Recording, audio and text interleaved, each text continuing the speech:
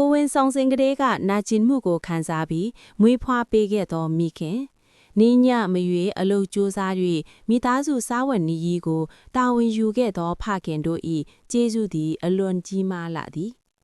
တို့ရာတွင်သားသမီးအချို့သည်အရွယ်ရောက်လာသည်နှင့်မိဘ၏ချစ်ချင်းစောင့်ရှောက်ခြင်းများကိုမေ့လျော့သွားကြသည်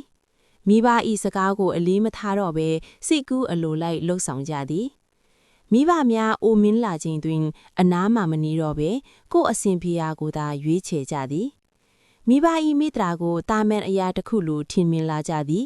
ကျေးဇူးတန်ဖို့ကိုမတိတက်ကြတော့ဘူး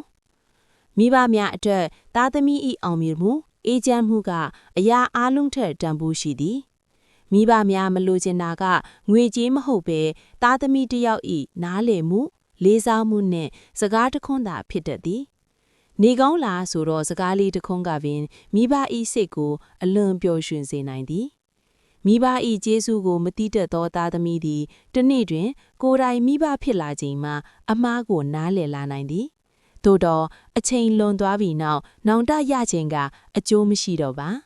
ထို့ကြောင့်မိဘများအသက်ရှင်နေသေးသည်၍သူတို့၏ကျေးဇူးကိုသိရှိနားလည်ပြီးချစ်ချင်းလေးစားခြင်းဖြင့်ပြန်လည်ဖြည့်ဆည်းနိုင်ဖို့အရေးကြီးလာသည်